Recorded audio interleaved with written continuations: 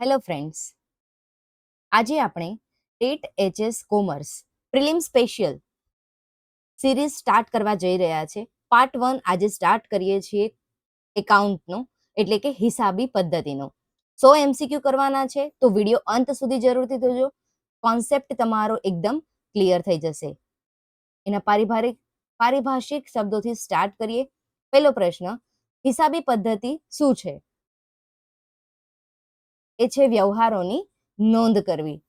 બીજો પ્રશ્ન, હિસાબી માહિતીનો ઉપયોગ ક્યાં થાય છે? તો હિસાબી માહિતીનો ઉપયોગ નિર્ણય લેવામાં થતો હોય છે. પ્રશ્ન 3, અસેટનો અર્થ શું થાય? અસેટ એટલે કે મિલકત, એટલે કે સંપત્તિ. લાયબિલિટી એ તમારી એક જવાબદારી છે, એક તમારું દેવું છે, તો આન્સર આવશે દેવું. પ્રશ્ન 5, કેપિટલ એટલે શું? કેપિટલને કહેવાશે મૂડી, પણ કોની? તો માલિકની મૂડી. પ્રશ્ન 6, રેવન્યુ શું છે? રેવન્યુ એટલે એક પ્રકારની ઇન્કમ, જેને આપણે કહીએ કમાણી. એક્સપેન્સ શું છે? એક્સપેન્સ એટલે કે ખર્ચ. પ્રોફિટ એટલે શું થશે? કે તમારો આવક અને ખર્ચ આ બંનેનો મેળ પાડીએ એને કહેવાય પ્રોફિટ. લોસ એટલે શું? તો લોસ એટલે ખર્ચ વધુ હોય અને પ્રોફિટ ઓછો હોય એને કહેવાશે લોસ. કે જ્યારે તમારો નફો વધુ હોય અને ખર્ચ ઓછો હોય ત્યારે તમને પ્રોફિટ થયો કહેવાય.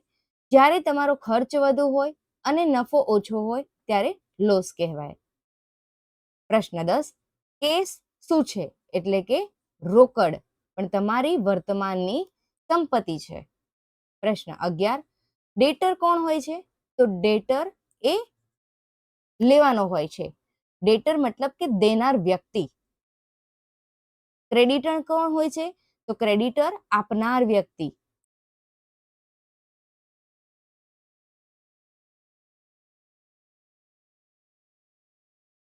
સ્ટોક શું છે? તો સ્ટોક એટલે કે માલ. પરચેસ શું છે? પરચેસ એ આપણી ખરીદી કહેવાય. સેલ્સ એટલે વેચાણ. ડ્રોઈંગ એટલે કે માલિકે કાઢેલી રકમ. ગુડવિલ એટલે પાઘડી. તો ધંધા માટે ગુડવિલ કેવી હોવી જોઈએ? સારી. એટલે ગુડવિલ એક પ્રકારની ધંધા માટે સંપત્તિ છે. ફર્નિચર એટલે શું? તો ફર્નિચર એટલે એક પ્રકારની આપણી સંપત્તિ, એટલે કે અસેટ કહેવાય. બિલ્ડિંગ શું છે? તો બિલ્ડિંગ એ પણ આપણી એક સંપત્તિ છે. પ્રશ્ન 20, મશીનરી શું છે? તો મશીનરી એ પણ એક આપણી સંપત્તિ છે. કરંટ અસેટ આપણે કોને કહીશું? એટલે કે ચાલુ મિલકત કોને કહેવાય? કે જે ટૂંકા ગાળાની સંપત્તિ હોય એને આપણે કહીશું કરંટ અસેટ. કરંટ લાયબિલિટી શું છે? કરંટ લાયબિલિટી એ ધંધાનું એક પ્રકારનું દેવું છે, પણ કેવું? ટૂંકા ગાળાનું દેવું છે. નોન કરંટ અસેટ શું છે? નોન કરંટ અસેટ એ આપણી લાંબા ગાળાની સંપત્તિ છે. નોન કરંટ લાયબિલિટી શું છે? તો નોન કરંટ લાયબિલિટી એ લાંબા ગાળાનું દેવું છે. પ્રશ્ન 25, ઇન્વેન્ટરી શું છે? ઇન્વેન્ટરી છે એ આપણો માલ છે. તો વિદ્યાર્થી મિત્રો, 25 પ્રશ્ન પૂરા થયા. હજી 100 પ્રશ્ન સુધી તમારે વિડીયો અંત સુધી જોવાનો છે. દરેક કોન્સેપ્ટ, દરેક શબ્દના તમને MCQ મળી રહેશે, તો વિડીયો અંત સુધી જરૂરથી જોજો. વિડીયો ગમ્યો હોય તો વિડીયોને લાઈક અને શેર અને સબસ્ક્રાઇબ કરવાનું ભૂલતા નહીં. પ્રશ્ન 26, જર્નલ શું છે? જર્નલ એ આપણી પ્રથમ નોંધ છે. લેજર શું છે? લેજર એ ખાતાનું પુસ્તક છે.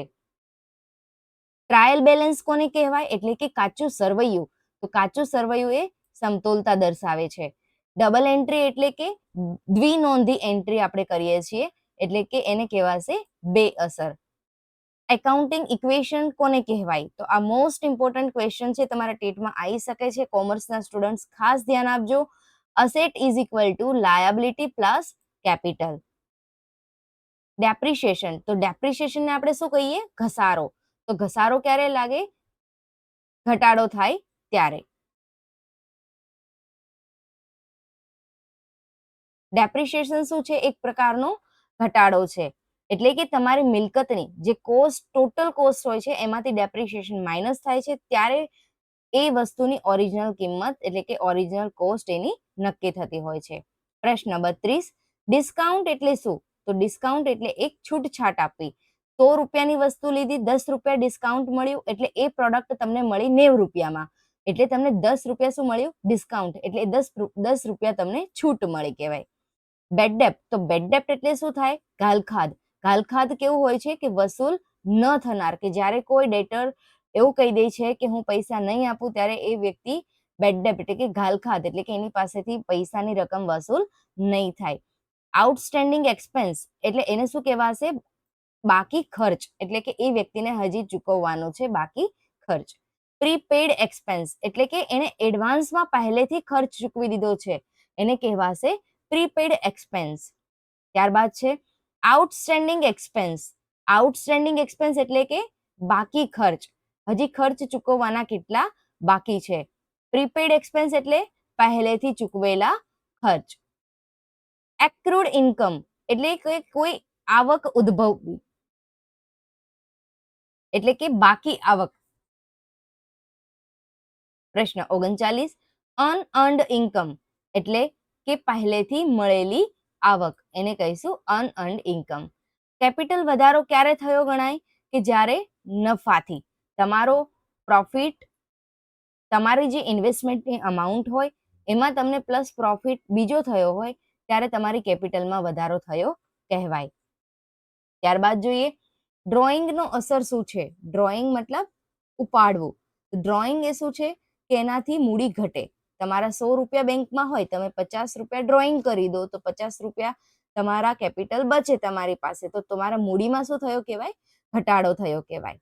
સેલ્સ રિટર્ન એટલે કે વેચાણ તમે પરત કરો છો, તો એ શું થયું? વેચાણ પાછું આપ્યું કહેવાય. પરચેસ રિટર્ન એટલે કે ખરીદી તમે પાછી આપી. ડિસ્કાઉન્ટ અલાઉડ એટલે કે ડિસ્કાઉન્ટ તમને આપવામાં આવે છે, એટલે કે એનો ખર્ચ બતાવવામાં આવે છે. ડિસ્કાઉન્ટ રિસીવ્ડ એટલે વટાવ મળવો, એ તમારું શું થયું? આવક કહેવાય.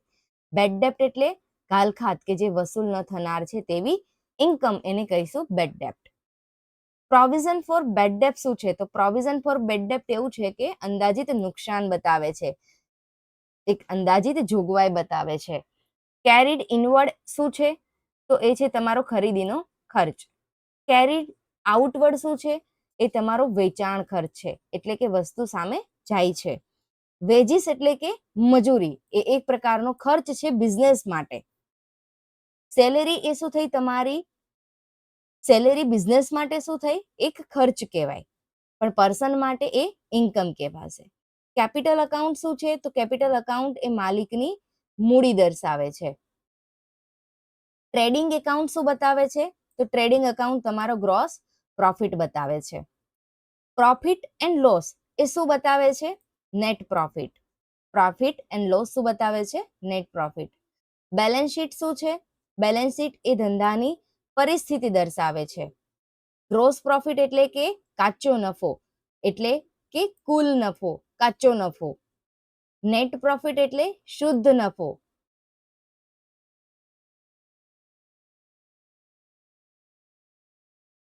ગ્રોસ પ્રોફિટ ને આપણે શું કહીશું? કાચો નફો. નેટ પ્રોફિટ ને શુદ્ધ નફો.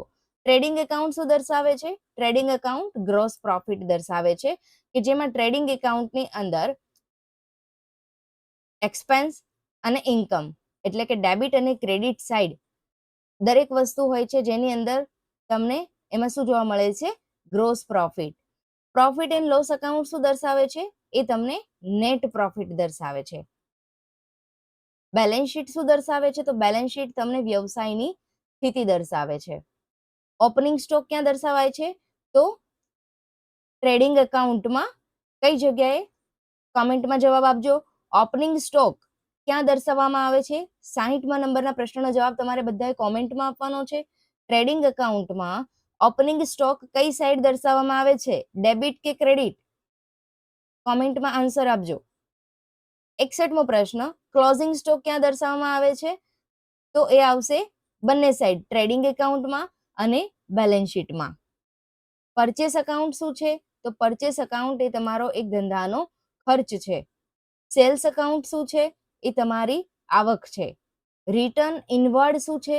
એ તમારો સેલ્સ રિટર્ન છે. રિટર્ન આઉટવર્ડ શું છે?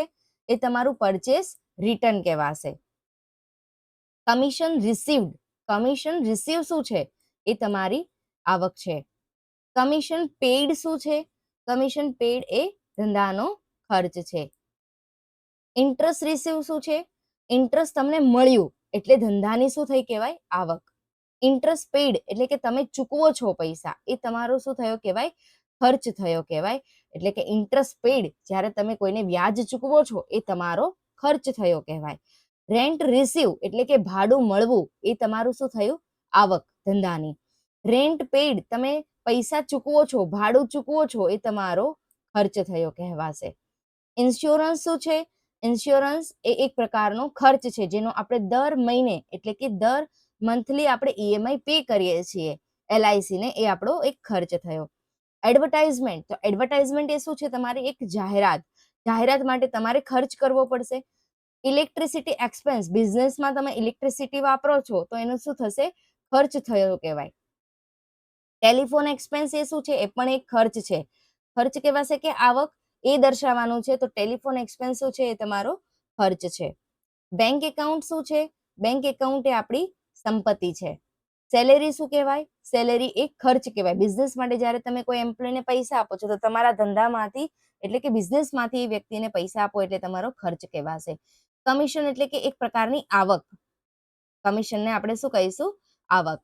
રેન્ટ શું છે? તો રેન્ટ એ છે આપણી ધંધાનો ખર્ચ કહેવાશે. રેન્ટ એટલે કે ભાડું.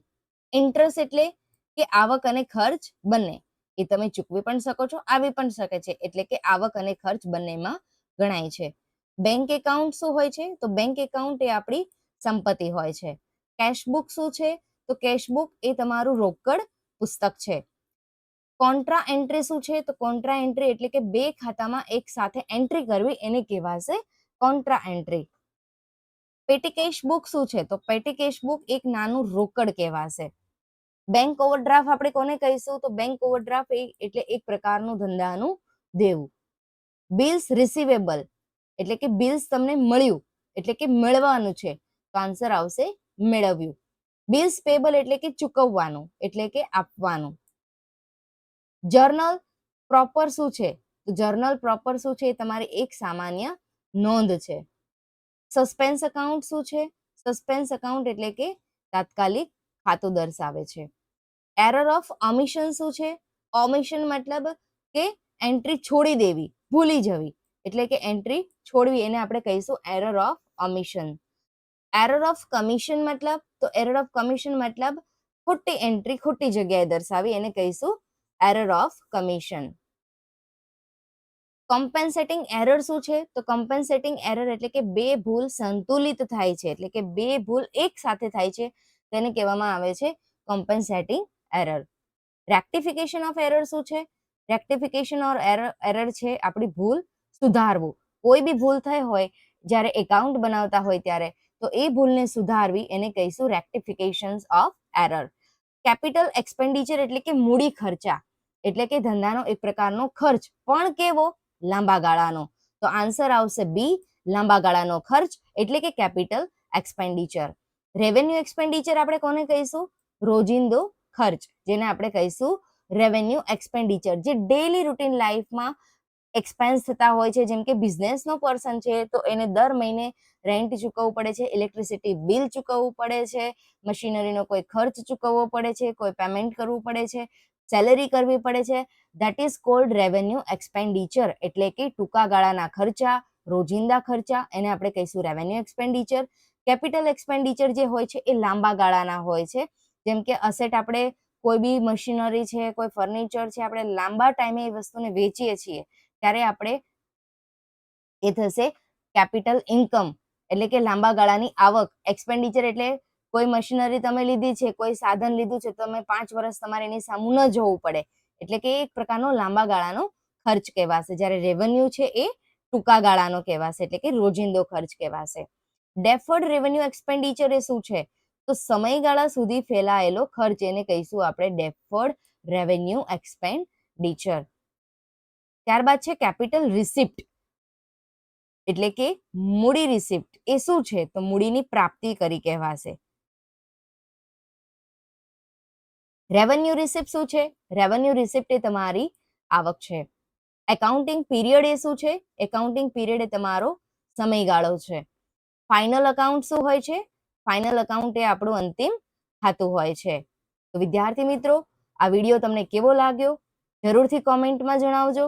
અને વિડીયો જો ગમ્યો હોય, સારો લાગ્યો હોય તો વિડીયોને લાઈક, શેર, સબસ્ક્રાઇબ કરવાનું ભૂલતા નહીં.